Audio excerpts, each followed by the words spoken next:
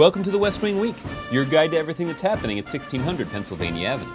This week, President Obama celebrated Independence Day with military families on the South Lawn, hosted a Twitter town hall on the economy and jobs in the East Room, and continued to work with leaders from both houses of Congress to find a balanced approach to reducing our long-term deficit.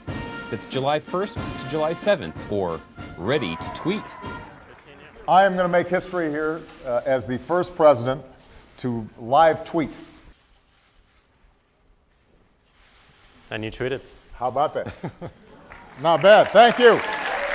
On Friday, July 1st, President Obama joined in a national conference call with youth leaders. Hi, sir. You're on with thousands of students across the country. What we want to do is help connect young entrepreneurs to the resources they need to start and grow businesses. And we also want to help you guys connect to jobs. On Monday, the 4th of July, the First Family hosted more than 1,200 men and women in uniform and their families for a barbecue and USO show on the South Lawn. This day is possible because of your service. And so I think it's only appropriate that we give you a chance to celebrate it together as well. There was music, food, games, face paint, and of course a great view of the fireworks in the National Mall.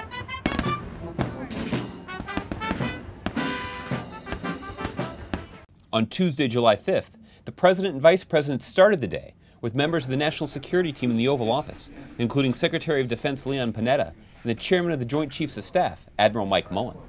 Later, the President kicked off the daily press briefing by challenging leaders of both parties to meaningfully address our long-term deficit challenges. It's my hope that everybody's going to leave their ultimatums at the door, that we'll all leave our political rhetoric at the door, and that we're going to do what's best for our economy and do what's best for our people.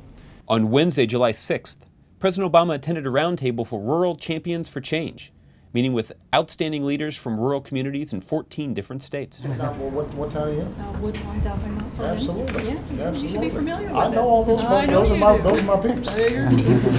Great to see you. Later, the White House hosted a Twitter town hall, the first of its kind, to answer questions from tweeps around the country. I'm ready to tweet. Good to see you.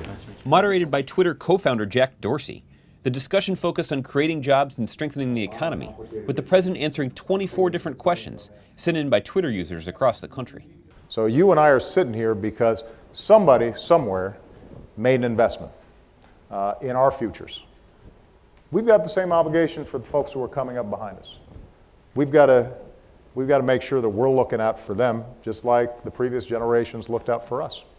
And that's what I think will help us get through what are some difficult times and make sure that America's future is even brighter than the past. On Thursday, July 7th, the President met with the bipartisan leadership of the House and Senate to discuss the ongoing efforts to find a balanced approach to reducing the deficit. Later, in the Oval Office, the President credentialed foreign ambassadors from the Philippines, Vietnam, the Czech Republic, and the Dominican Republic. To find out more information on any of these topics or to see complete videos of these events, go to whitehouse.gov. And thanks again for checking out your West Wing Week.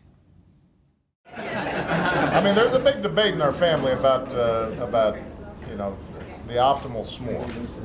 You know, some people are big on the burning, and then others the golden brown thing. Golden brown. Golden brown, you whip off the top, and then you got the gooey middle. But then you put the gooey middle back in. Oh, yeah, and then you get sort of... See? This is the kind of debates we've been having.